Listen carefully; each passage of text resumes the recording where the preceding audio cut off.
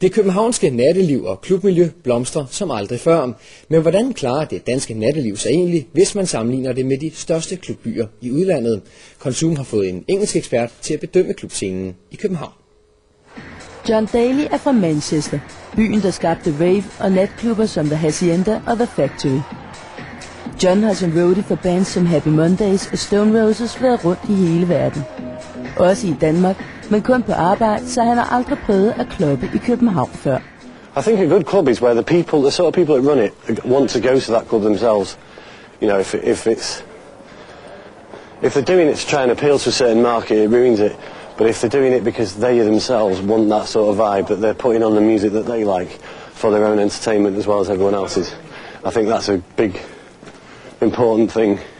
Because that's what it's all about, isn't it? The music is only good if the people that are running it know what they're talking about. Det store spørgsmål er, om Københavns klubscene kan imponere en raver som John. For at få kvalificeret svar, har vi allieret os med nogle af de mest centrale bagmænd på den københavnske klubscene.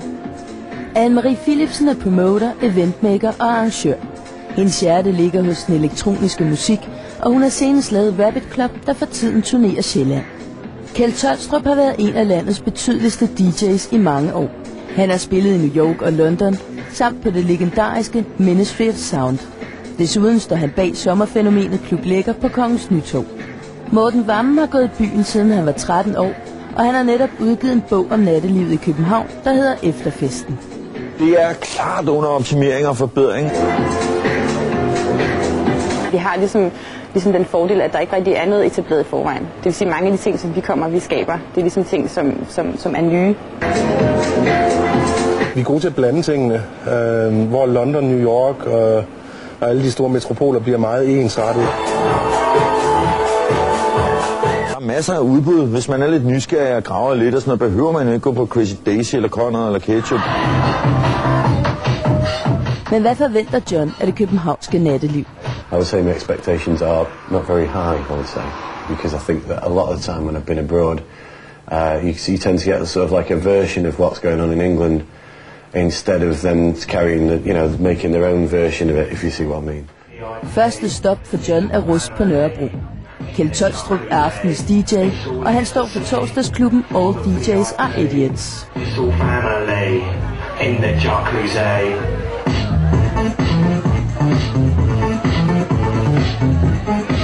Jeg kan godt lide, at man spiller musik. Jeg kan også lide, at man spiller musik med kant.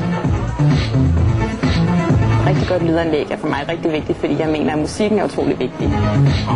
Det synes jeg er gode mennesker. Men gode mennesker har det med at komme, når der er god musik, og gode mennesker og god musik sammen laver en god stemning, og så er det selvforstærkende i virkeligheden. Yeah, go girl. I'm having a very good time, I have to say.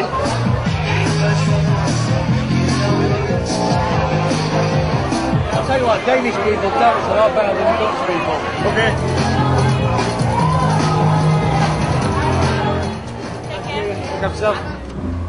I expected to hear a mix of cheesy music, of like obviously commercial tunes put in together in an obviously commercial way, but what I didn't hear was that at all.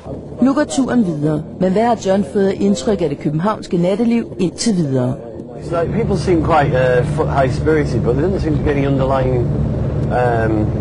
like you don't think, oh, these people are going to be violent or, you know, there's a possibility of any conflict. I think that is something that does worry me in Manchester. Oh wait, look at that fire. That's what you need on a night like this. It's right in the middle of nowhere, which is good. I like that when it's not right in the city centre. And it looks a bit posh though, I must admit. Stedet hedder Panton Lounge, og det ligger øverst i Langelinjepavillonen, tæt ved den lille havfrue. Indretningen er gennemført af Werner Panton, og Grummet står for god cocktailunderholdning. Copenhagen's a very stylish city. The cocktail bartenders just have to catch up a little. Men det gør Grummet noget ved, for udover at have loungen, står han også for Danmarks første cocktailskole.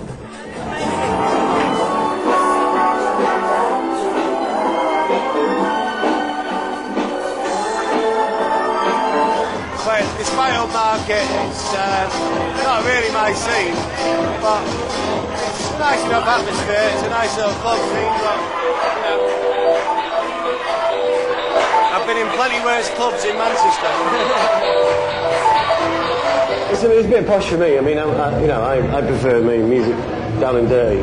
But if you wanted to get an uplifting night and you like your Latin beats, and it was good vibe. It was happening. I enjoyed it. Det er ikke noget, der er kedeligt, hvis du går ind på et eller andet sted, og du ved, alle folk har den samme beige skinjakke på, og den samme Beckham-frisyr, og den samme kokain i næsen. Og det bliver enormt kedeligt, det bliver enormt stereotyp. Jeg synes, man går netop ud for at komme ud over sin socialgruppe, og netop se på andre mennesker i forhold til dem, man ser på til hverdag. Det prøver John også ved at besøge Københavns nyeste store klub Tabu, der ligger på Lyngbyvejen.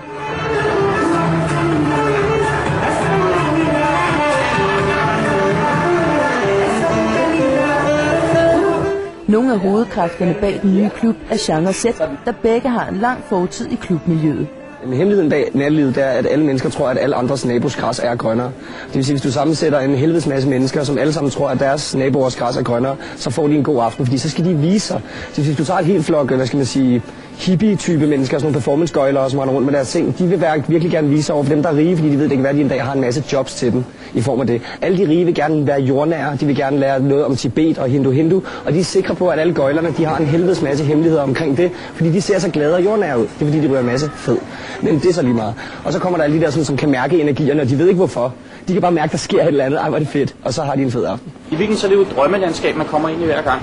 Det er idealbilledet, man altid oplever, når man kommer ind i en klub i virkeligheden. Det er der, hvor du er prinsessen, og du er prinsen.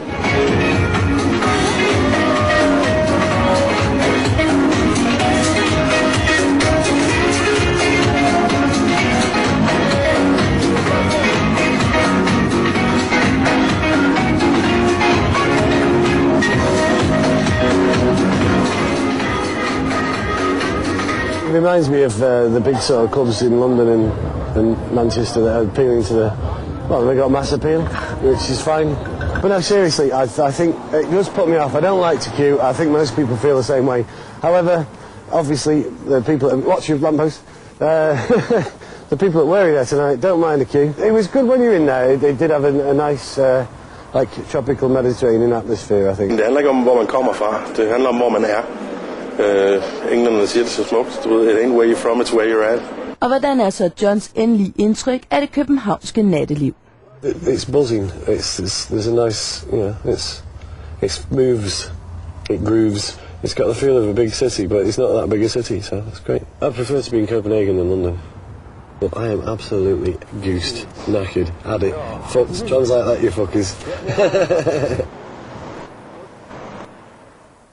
Og hvis man vil vide mere om clubbing i København, så klik ind på vores hjemmeside tv2lorry.dk.